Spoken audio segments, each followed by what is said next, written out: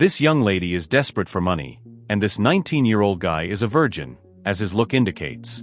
He's scared of life, so his rich parents decide to pay her to sleep with him and bring him out of his shell. Hi.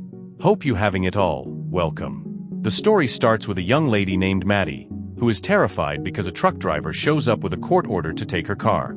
She hasn't paid her taxes and now she's facing the consequences. She begs him to stop, explaining that she works as an Uber driver and if she loses her car, she'll lose her job and her house. But Gary is furious.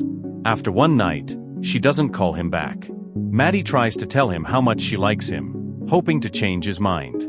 It almost works, but then another one-night stand shows up and ruins her plan to seduce him. Furious, Gary takes her car and leaves.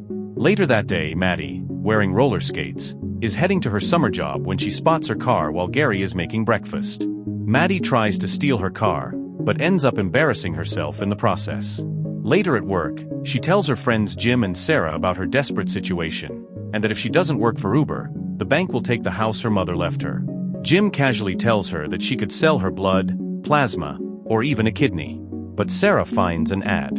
A rich family is offering a brand new car to a beautiful young woman who is willing to sleep with her son, who has never had a girlfriend. Later when she returns home, she becomes emotional imagining losing her home, the only thing that still reminds her of her mother. So she decides to give it a try and visits the parents who put up an ad online. Allison and Lard tell her that their son is going to college soon, that he's shy all the time, and rarely leaves his room. So they need someone to bring him out of his shell. They tell her that she needs to date him, sleep with him, and then she'll remember a brand new car. But this has to be a secret, because they don't want to hurt his feelings. While Percy is alone in his room, watching girls dance on TikTok. The next day, she shows up at the animal shelter where Percy works. She acts like she wants to adopt a dog, but immediately starts flirting with Percy. He freaks out, and pulls out his phone, literally avoiding free cat. I mean, he's a dog person after all. She tells him that she wants an emotionally damaged dog, and he gives her an ex-cop dog who's addicted to white powder that makes life better. It's okay, Deadpool agrees to the whole thing. Later, while she needs to fill out some paperwork, he asks her why she wants to adopt a dog, and she replies that she can't have dogs on her own, which quickly makes things awkward. As she tries to get close to him, he tells her that he is late and should go anywhere but here. She tells him she will take him where he needs to be, but he tells her he has a bike, which she literally stole from him and forced him into a car. When he sees the equipment in the back, he freaks out and tries to text for help, but she grabs his phone. He accuses her of kidnapping him and sprays pepper spray in her eyes. As she screams, he tries to run away and only sprays a little. No wonder this kid is a virgin. She explains that she didn't kidnap him and wanted to go on a date with him. He helps her with the hose, and when things calm down a bit, he agrees to go on a date with her the next day. Later with her friends, she explains the situation and asks to borrow a car. When it's time for their date, our guy is dressed like every virgin on the planet. As they talk, the people behind them are playing pool. When someone hits the ball, he freaks out and tells her to go somewhere else. She calms him down and orders some tea laced with alcohol, which he promptly throws up after trying, so they leave the place and go to the beach. He tells her that he is afraid of swimming at night, but she somehow convinces him. He is certainly convinced by her beautiful eyes. As they start swimming, and she tries to have some fun in the water, some kids show up and steal their clothes. She gets out of the water naked, beats them up, and gets their clothes back. Back in the water, Percy tells her that she shouldn't have done that, and that they should have called an adult. She gets angry and tells him that he is an adult, but he is acting like a child. She says that it was a stupid idea in the first place, and decides to go without him. However, he asks her to at least give him his phone, since he is naked and alone on the beach. She refuses to give it back, so he climbs up to the windshield and asks for his phone back, and she starts driving. As he screams for his phone, she tells him that she can drive to Chicago like this. On the way, they come across the police, and they begin chasing them. As he begs her to stop, she tells him that she is on probation and cannot lose her license. She speeds onto the train tracks, barely managing to escape the police and a possible death by train. Later, they arrive at her house. She puts on some romantic music and starts dancing for him. While she asks him to hit her, he hits her with his leg.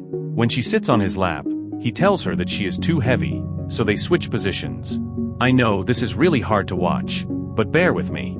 He opens up to her about where his trauma came from. His friends at school found out that he was still sleeping with his parents, and everyone made fun of him. As a result, he had to change schools and became an introvert.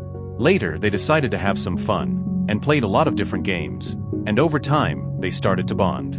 When their date was over, she met up with her friends. She told them everything, and they were worried that they would get too attached to her, but she told them that he would soon go to college and forget about her.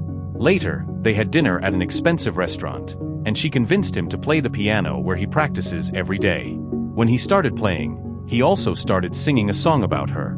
Finally, some talent shows up and catches the attention of the entire restaurant, and she is touched, as she can already see that he has become very attached to her. When he finishes a song, the entire restaurant starts applauding because he did a really great job. When he returns to his seat, his friend shows up and invites him to a party later, but Maddie interrupts him saying that they are too busy. Later, Percy comments that when he goes to college, he will come over every weekend to hang out with her. She tells him that it is not the best idea, as she does not like long-distance relationships, and Percy is heartbroken. In the car, he starts drinking, even though he hates alcohol, and decides to go to a party without her. But she shows up anyway. All the kids look at her strangely, as she is older than everyone else. She starts asking where Percy is, and they tell her that he is upstairs with another girl. She rushes upstairs and breaks the door, and quickly enters the room, only to find him already drunk. She wants to make him throw up, and some of the kids call their parents, who tell her that she shouldn't be there because she is too old. Percy tries to protect her, but accidentally hits her in the neck. Embarrassed and ashamed, they run away from the party. The next day, Percy tells his parents about his new girlfriend and how much he's fallen in love with her. He also tells them that he doesn't want to go to college because his girlfriend is here. When he gets into his dad's car, his parents are furious and call Maddie, telling her that she no longer needs to sleep with him, but just to convince him to go to college.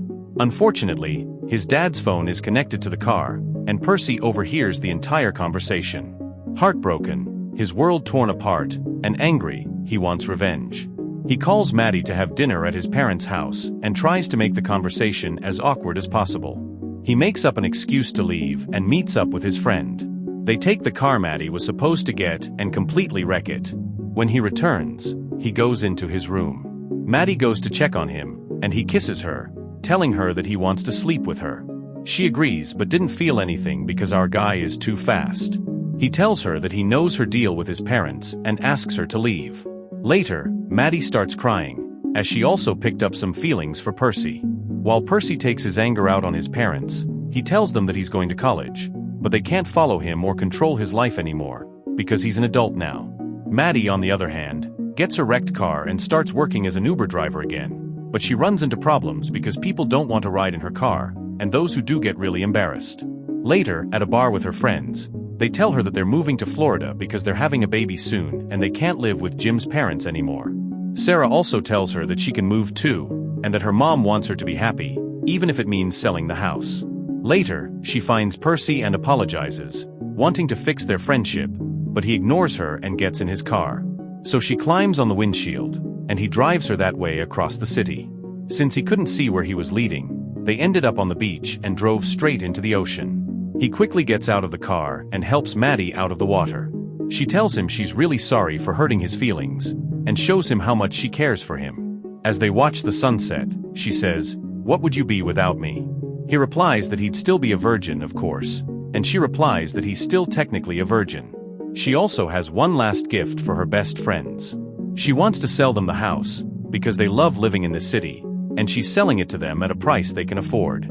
As Percy prepares to go to college, Maddie picks him up and decides to take him there.